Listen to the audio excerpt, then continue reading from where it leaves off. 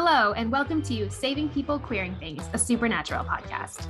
We were previously known as Driver Picks the Podcast, and the episode you're about to listen to was recorded under that name. Though our name has changed as of season 3, our show hasn't changed that much. Our structure and theme-based discussions are the same, and we're so glad you're here. Now, let's get on the road. House rules, Sammy. Driver picks the music. Shotgun shuts his cake hole.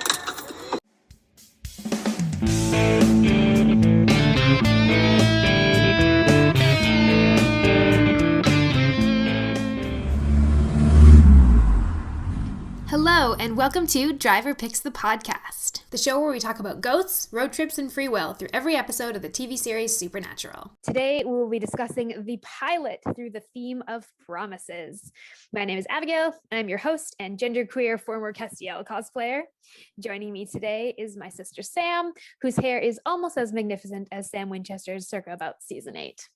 Hi, Abigail. Thank you so much for having me. So this is our first recording. Really excited to be getting this podcast started. I first watched Supernatural almost 10 years ago. I watched through about the first 9 seasons, and then I took several years where I actually didn't watch the show at all, and then recently came back to it about a year ago during quarantine. And one thing I realized in my discussions with some of my friends about the show was that we really liked analyzing the show on kind of a deeper level, talking about the characters and their journeys, talking about themes we saw in the vein of podcasts like Harry Potter and the Sacred Text and Gilmore Guys, which have in-depth discussions about these stories that have been really meaningful. I decided that would be really fun to have these kind of discussions about Supernatural with a host, use the podcast format with some of my close friends who have also seen the show to have these kinds of discussions in a more intentional way, and just to have some fun rewatching the show from its beginning. As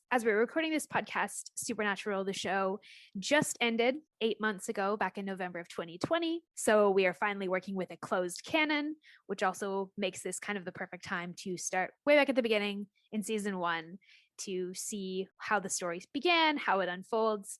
I'm really, really excited about this project. I'm really excited about the people that I have joining me. They are all close friends of mine. A couple of them are my siblings, and we're going to just have a lot of fun talking about the show.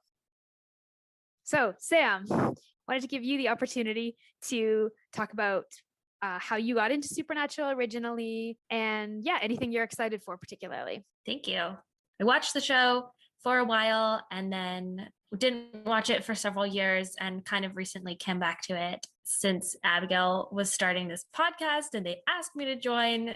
I was really excited about it and gives me an opportunity to rewatch it.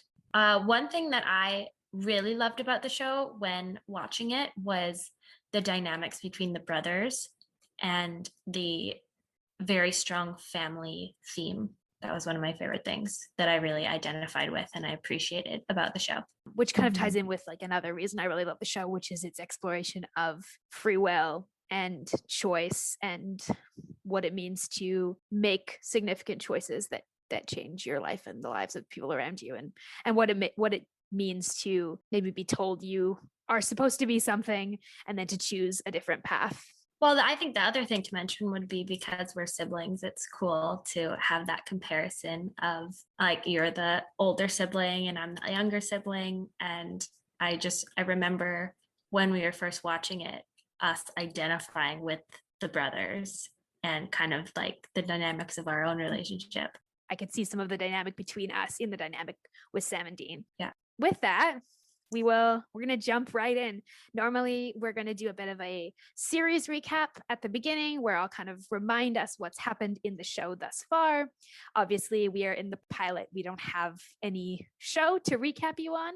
So we're going to jump right into what is going to be our 30-second recap. This is something that we are unashamedly taking from Harry Potter and the Sacred Text, where both hosts get an opportunity in 30 seconds timed to recap the events of the episode. All right. 3, 2, 1. Meet the Winchesters. Mary dies on the ceiling, burning. Sam and Dean rescued out of the house. Sam goes to Stanford. Dean shows up. Dad's missing. Dad's on a hunting trip. Hasn't been home in a few days. They go search out where's Dad. They see the woman in white. They stop the woman in white. and they get a clue to where's Dad. Then they go back to Stanford, and Jess on the ceiling, dead. Sam goes with Dean. We got work to do. That was good.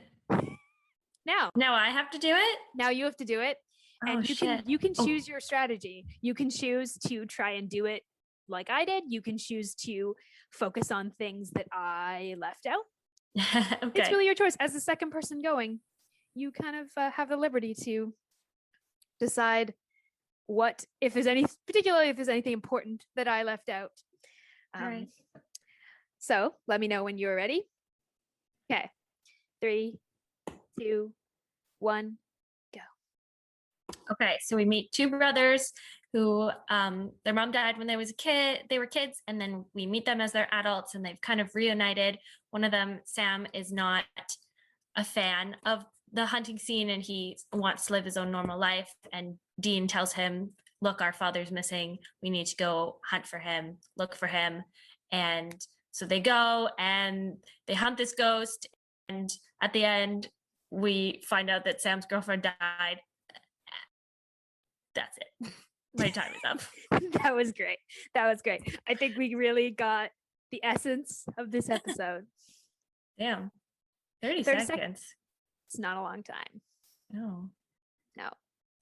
Okay. I feel like I just had it and then realized I had 6 seconds left and then was like, oh, now I'll just. Yeah. So we're going to move into our theme discussion. And every week we're going to choose a theme sort of semi-randomly. We have a list of themes and we're going to kind of choose a few and then kind of pick from those few what's the best theme for this particular episode. So this time we spun our theme wheel, and the first theme that we landed on was the theme of promises. And we immediately were like, yeah, that's perfect. That's a perfect theme for us to discuss the pilot through. So where do we see this theme of promises in the episode? And the first thing I wanted to kind of bring was that we actually have the word promises. I noted it one time. If you noted it another time, let me know. I noticed it once in the scene. So when Sam is talking to Jess about going with Dean to look for their father, and Jess has no real concept of what's going on. She thinks John's on a hunting trip, just hunting deer, and Sam kind of downplays it and goes, oh, it's not he's probably up at the cabin with his buddies, he's just not answering, we just need to go and get him, bring him home. And Jess is a little nervous and a little thrown off by the sudden appearance of Dean, and Sam says, everything's going to be okay, I promise. And I, obviously looking for that theme of promises, noted that it's really interesting that Sam makes this promise to Jess based on the little information that she has, based on the false information that he's given her, and kind of goes, it's going to be fine.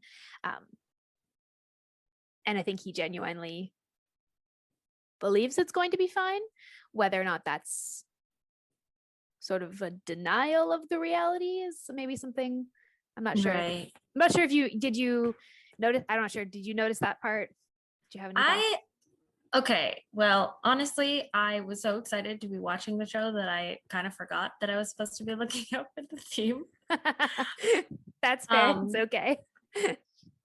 But that's a good one. I think that's a good point. I don't know. I mean, it's not really a promise, but there's this theme of the brothers have each other's backs. I guess that's more like loyalty, though. It's kind of an unspoken promise. Mm-hmm. And it's kind of an unspoken promise that's kind of in question a little bit at the beginning of the episode when Dean shows up, because it's clear they haven't been together for a while. Mm-hmm. And there's this sense of we know we used to have each other's backs, and we sort of have this commitment to each other, but also a little bit on shaky ground. So yeah, it's kind of loyalty, but it's also kind of an unspoken promise, I think. Yeah. And then there is that pull with Sam and between being there for Dean and his dad and having their backs, and also the promise that he made to Jess that he would come back and that it would be okay. Yeah, that's a really, really interesting conflict. That's actually something that I was thinking about in terms of the monster of this episode, because obviously we have the woman in white, and it's a very straightforward sort of monster. So there's this moment where they're looking at John's sort of wall of evidence, and I can't remember which one of the boys says it, but they ask like, I think it's Sam. I think Sam says, what do these guys all have in common? And I was thinking about the connection there with between John and Sam, because the beginning of the episode starts with John finding Mary dead on the ceiling, and the episode ends with Sam finding Jess dead on the ceiling, and the choice that both of them make immediately after to go and try and find the thing that killed them. Right. And like there's this, and so then this monster is sort of mirroring this question of like, what do these guys have in common? And I immediately thought of like, what do John and Sam have in common? And I think we're going to see in the rest of the show a lot of parallels between John and Sam. Yeah, that's a really good point. Which also makes it really interesting why the woman in white targets Sam. And Sam even has that line about, I haven't, like, the woman in white targets men who've been unfaithful. And Sam's like, I haven't been unfaithful. But there's this question of, this promise he made to Jess to come back, and the fact that he hasn't told her the truth, and the fact that he's conflicted between this loyalty to his family and this sort of unspoken promise that he's had to, with him and his brother, to take care of each other. Like, Sam's not unfaithful, but he is running from the truth of what his life is, or what his life was. Definitely. Yeah.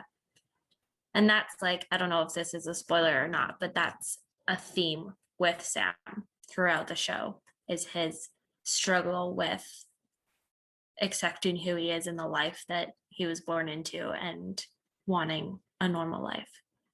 Yeah. No, I mean, that's a very, very general sort of spoiler. I don't think that's not a, yeah, you're good.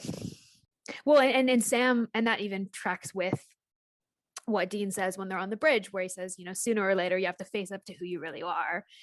And Sam says, like, who is that? And Dean says, you're one of us. Yeah, I wrote that one down because I thought that was interesting what he said. Yeah, I was trying to figure out where the link to like promises are. But I think even it's the promise of like, you can't escape. Like, who you are is going to eventually show up in your life. What you've been through is eventually going to come calling, which I had forgotten, because I think we're going to see later on in the first season, like kind of semi-related to promises, was that Sam has, like, I think made this sort of internal promise that he's going to leave, that he's going to be out of the life of hunting, that he's not going to be involved in this, that he's going to have a normal life. And because one of the first things he says to Dean when Dean's like, Dad's missing, Sam says, he's always missing and he's always fine. And then Dean says, why do you need to be normal? And Sam says, not normal, safe. It's like Sam doesn't actually knows he's actually not normal, but he's just like, I need to prioritize being safe. Yeah. Like some of the promises I think Sam has made to himself that start to kind of break down as soon as his family's in danger. Yes. Yeah, exactly. Yeah, that's a good point. The promises he's made to himself of, getting out of that life. And he even he says something about, Dad told me not to come back if I was going to go to school. He told me not to come back. He keeps that promise too, of like, he's like, I got out, I left, I did what you said. Like, you put a condition on leaving that meant stay gone, so I'm going to stay gone. And that also is interesting, because we also get a link at the end of the episode when Dean takes Sam back to Stanford to go and get his interview. And I noticed something that I hadn't noticed before, which is that Dean doesn't actually like really pressure Sam to come with him. Sam says, like, I'll call you and we'll connect again, pretty much. And Dean says, we made a pretty good team. But Dean also lets Sam kind of keep this promise to his new life. because Sam has been very determined that like I'm not going to break that promise to myself. I'm not going to break that promise to Jess. I'm going to come back to what I've been building for these past 2 years. Yeah. And Dean is like actually pretty willing to let him. That there is a bit more of resentment built up between them for the time they spent apart. Yeah. But at this moment, that we're not seeing that. We're seeing Dean actually being fairly accepting of like Sam going back to Stanford. Yeah. Obviously, kind of a fun aside is that our podcast name is right in this first episode. We have the infamous scene between Sam and Dean in the car where Dean says, driver picks the music, shotgun shuts his cake hole. Obviously, that's the inspiration for our podcast name. So it's always fun. I forget always how many of the iconic sort of memorable lines from this first episode are in this or from this first season are right in this episode. Right. Yeah, I love that. It's like the classic line. Yeah. So many classic lines. Like there's that. There's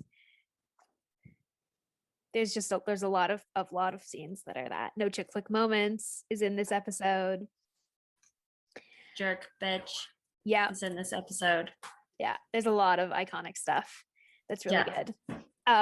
The one other thing I noticed actually really close to the beginning of the episode related to promises that's more of a cinematography piece is in Supernatural, flickering lights is always a promise of something wrong.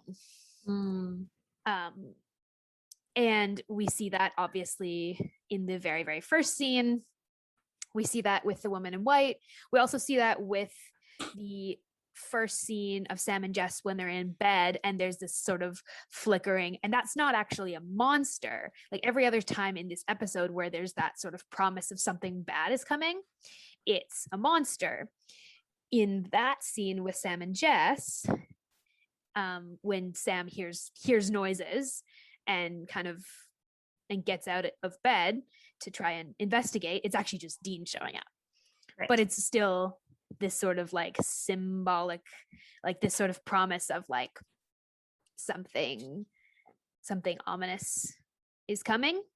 And that's, I think, like in some ways that's the moment Jess's fate is sealed, is once that moment happens. When she's involved in that. When she's caught in the crosshairs. Another thing I kind of maybe one of the last things I noticed related to promises were when they have the conversation about their childhood, and Sam talks about monsters and like, you know, when I told Dad I was afraid of the thing in my closet, he gave me a 45, and Dean's response is like, what was he supposed to do? And this isn't so related to promises, but I thought it was an interesting moment to see just the difference between the two of them in the way they think about monsters, and that like Sam's not upset because of like he's not upset because like he doesn't believe there are monsters, like he knows there are monsters. But he's upset because he's like, he was my dad, he was supposed to like tell me there was nothing to be afraid of. Sam's like, there was a script, there was a script, there's a promise that parents make to their kids, which is that like, I'm going to protect you, I'm going to tell you that the monsters aren't there, or I'm going to stop the monsters. I'm not going to like give you a gun and tell you to stop the monsters. Right. Sam. And he never got that childhood piece, and that comes up throughout the show too, where he's regrets and has a hard time with that fact that he didn't get that childhood. Yeah, exactly. Exactly. Like that's going to be a through line in his character arc, is him coming to grips with what he didn't have in his childhood.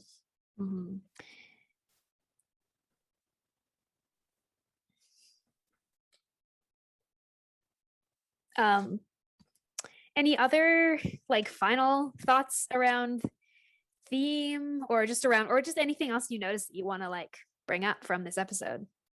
I think just like a little funny thing is just Dean and his playboy instincts coming out. I don't know, instincts if the right word, but like just that he's flirting with Jess as soon as he meets her.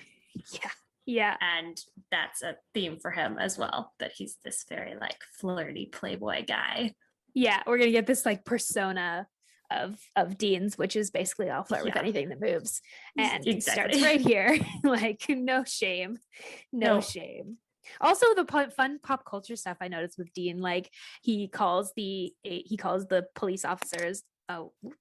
He calls the police officers on the bridge Agent Mulder, Agent Scully, which is an X-Files reference. There's a few other things that they have some interesting banter. The two of them also found like these like old rhythms. I noticed they clearly have these patterns of like who does what and who's good at what. Like there's that when they have to break into John's hotel room, you get the shot of the door opening and Sam's the one by the lock, and you get Dean facing the other way, clearly standing watch. And I noticed a few things like that where they're like they instantly fall into these rhythms of who talks when and who plays kind of which role, and just kind of fun. You totally wonder, sorry, no, go ahead. That's something that I had also written down as kind of an interesting thing, was just the dynamics between them and how there's so many different dynamics going on with like their familiarity and maybe a bit on nostalgia and a lot of bitterness and lots of feelings that have not been talked about. And yes, it's very interesting. Yeah, and so many interact. There's definitely a lot of feelings they're not talking about, and things they're referencing, like Dean says, I've never bothered you, I've never asked for a thing in 2 years. And this is like the moment where he comes and is like, no, now this is important. Lots of like little things of like them doing research together, and you kind of get this glimpse of like what it was like when they were actually probably hunting with John, but also there's also this awkwardness of Dean makes a lot of comments about lots of little things about what it's been like to not have, and they also show kind of how out of touch they are with each other's lives, where there's Definitely. Like Sam's surprised at some of the skills Dean has, and surprised that John lets Dean hunt on his own, and Dean is like a little surprised still that Stan about law school and about Jess, and they have this constant like pull towards each other and then push back and pull towards and push back, and we're gonna like see that in season 1 especially, as they readjust to actually, well, not even actually being on the same page. Like they're both, even at the end of this episode, they're both committed to hunting, but for very different reasons. Dean is just what he's always been doing and what he's going to continue to do, with obviously the mission of finding their dad, and where Sam is there for one very specific reason, which is also the parallel with him and John of like they're both there because they lost their significant other. Dean is not there because he lost a significant other. He's there because he grew up in the life, because his mom died, because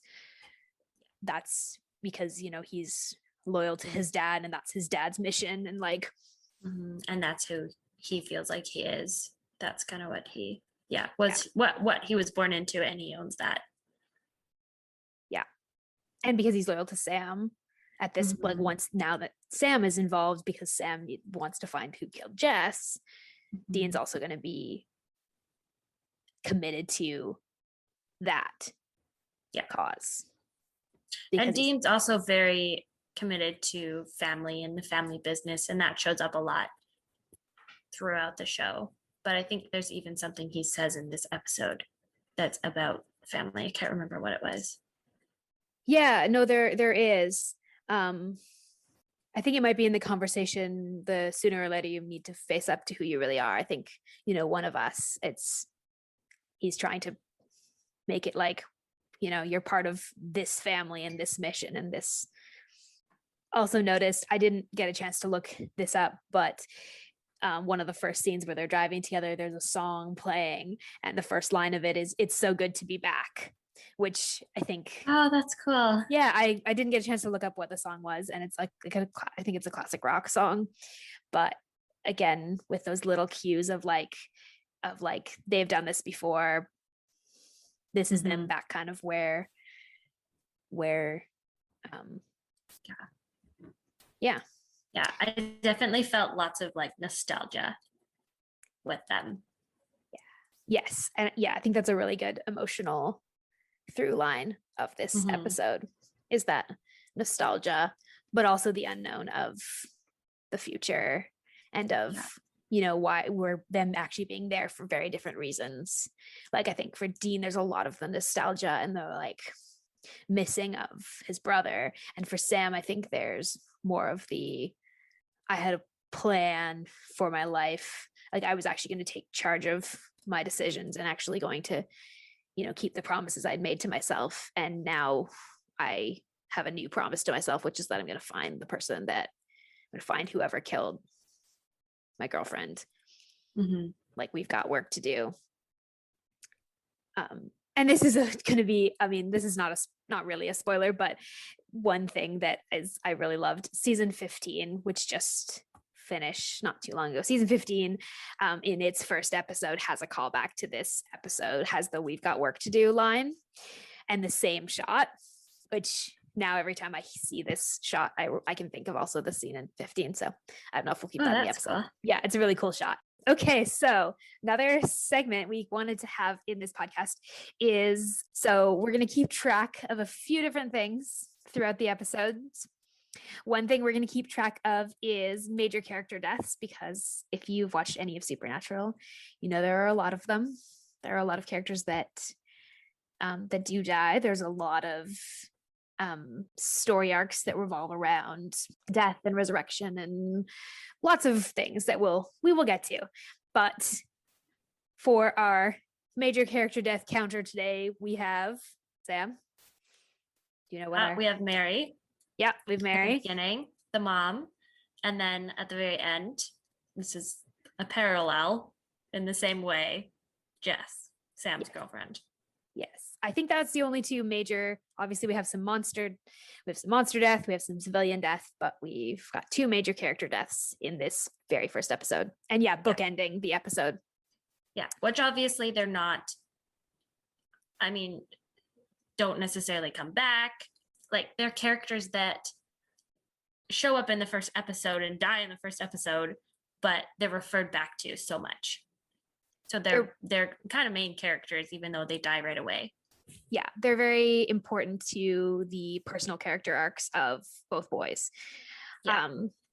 Obviously, as we think about that, through a lens of like this show centers around two dudes, there's a lot of female characters dying for the male characters' story arcs, which is not great. And we're going to talk about probably a lot as we get through other moments. But in this particular instance, this is really the instigating feature to get this story rolling. The second counter we're going to kind of keep track of is that of the Bechdel test. So for those of you not familiar with the Bechdel test is something used in media analysis to look at how female characters are being represented and portrayed in media. And it's a very low bar test. Basically, to pass the Bechdel test, a story, book, TV show, movie has to have two on-screen or on-page female characters who are named. So they're not anonymous. This is not two random girls talking in a coffee shop that have no relevance to the plot. This is two named female characters that have a conversation with each other about something that is not a man. So we're going to keep track throughout the episodes of how well the Supernatural passed this super low bar test for its female characters. And very low bar. Sam, do you want to fill us in on how does this episode do for the Bechdel test? Does not pass. I don't even think the girls don't even have conversations with, I mean, Mary doesn't really. I think there's only one named female character that even, well, then no, Mary and Jess both have lines, but not with another female character. Not with each other. Yeah, not. And everything's related to the boys. They don't even they don't even get close. The episode doesn't even get close. I think there are only 2 other female characters in this episode that even have lines, other than the woman in white. The woman in white and the 2 girls that they talk to in the diner that they interview. But those are unnamed. Oh my gosh, that's literally it. That's it. That's it for the few. I mean, to be fair, the characters in this episode is fairly minimal. Yes. We have the Winchesters are most of what's on screen. They interact briefly with law enforcement and the woman in white, and that's pretty much it. But yeah, like we don't have any other named characters other than the Winchesters and Jess and the husband. Yeah.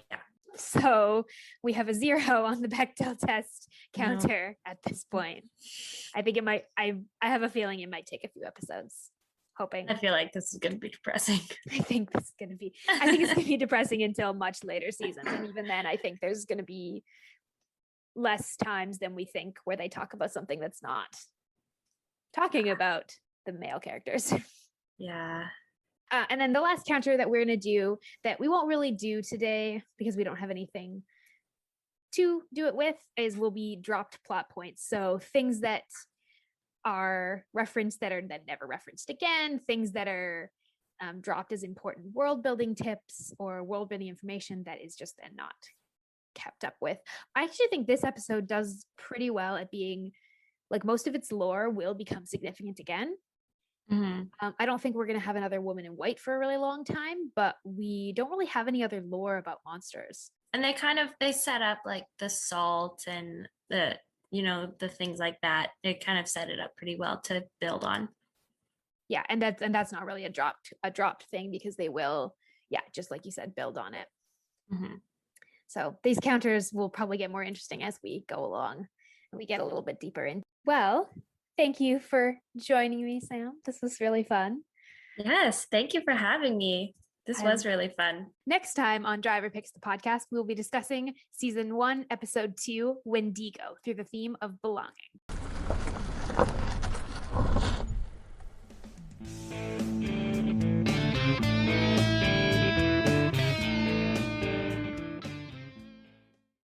A note to our listeners.